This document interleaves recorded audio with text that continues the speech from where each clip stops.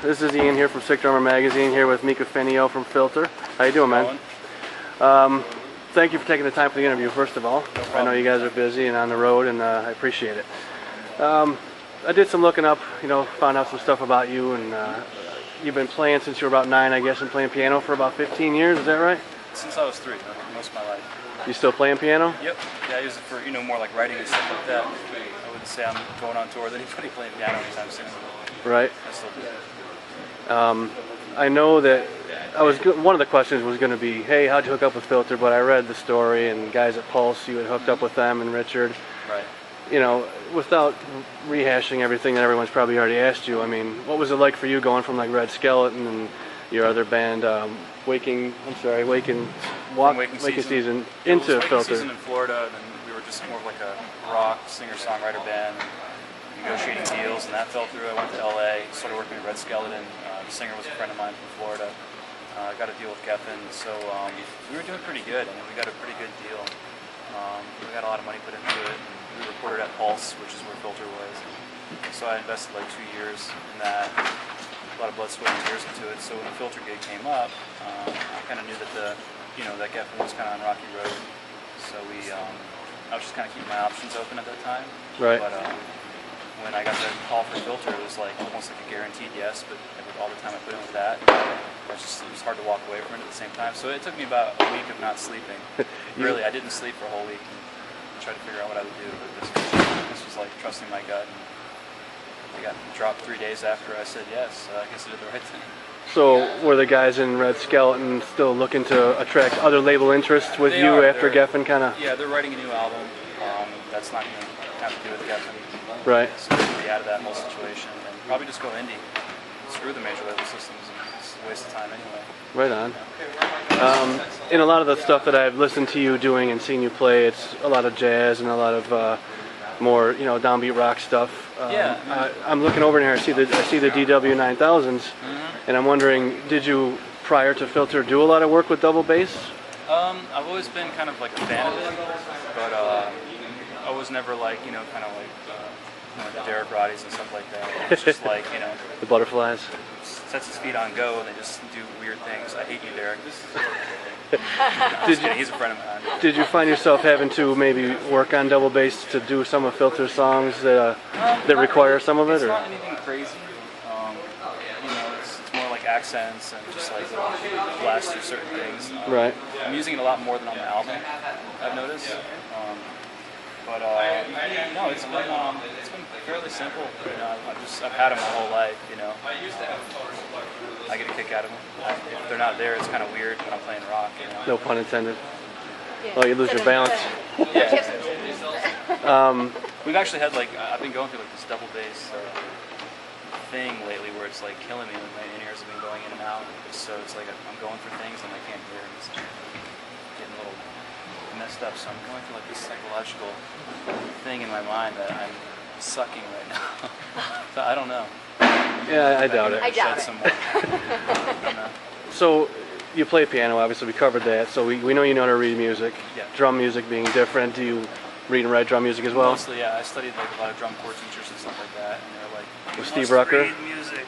You must do this," and it was like it sucked, but I'm glad I did it. Right. So I could do some charts and things like that. Did that come into play at all when you auditioned for Filter? Like with the amount of time you had to learn stuff and play it for these guys? Did you need to chart stuff or? Not really. I mean, I knew the music really well. If anything, what I would do is just kind of like notepad it, just 8 bars, 4 bars, rest, this and that, kind of like my own gibberish. But didn't really have to learn any kind of like any really music from sheets or anything like that with this gig. It was fairly straightforward and from the ear. Right on. Which is Well, talking about some of the other projects you've done and working with guys like Steve Rucker, who was your teacher from the Bee Gees, correct? incredible, yeah. Whether it be someone like Steve or a previous band you've been in, what would you think has done the most for your advancement personally and your comfort level where you are now playing? I would say technique. It's really just like he would break down the muscles and the form and how it was sitting, my posture and everything, and completely rebuilt me on the way I was playing drums. And it was hard as hell at first, but once I got it, it was just it became a relaxed way of playing rather than forcing it out. Mm-hmm. That's really the only way to play. So it was really like form, you know. He got me into like some really weird stuff, like technical, you know, things.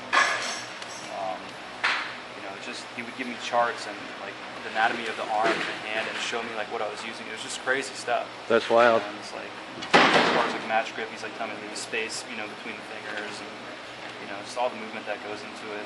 I used to clench up a lot. Well, do it in this band. Is that I saw you showing that? Is that brand new, like the Sig? This, yeah, I just got these. These guys are. It's actually the Universal. Right, but They this put my name on it. how new is that with their name on it? We just got them in today. So congratulations. Thank you very much. That's Yeah, cool, at least man. I can think I'm cool. Right. Well, we'll tell Chad you said you appreciate it. He's awesome. Well, you know, we're here with Sick Drummer Magazine, and what we're doing is promoting the underground extreme metal drummers as best we can, and it seems to be going very well. Are you into any of that kind of music? Oh yeah. I All know over the place. Gus had said you like Necrophagist and stuff, like Necrophagist is Derek ridiculous. Roddy. I mean, Nile, Hate Eternal, all those things. I mean, it's, you know, I definitely get my my metal in when I can. nice. You ever try and not try and, but you ever play any of that Yeah. type of stuff just for fun, or? You probably couldn't do a lick of it on this. Well, yeah, those are kind of big rims.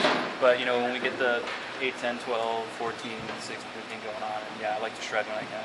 Nice. That's always fun to sit back and dork out on some of that stuff, you know. Cool. I think I can get away with that right now. Well, it's a beautiful looking drum set right there. So how are you enjoying working with Spawn?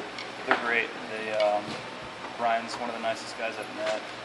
Just really takes care of me. Anything I need, he puts me up, makes great drums, great product. And, you know, really, he made these hoops by hand.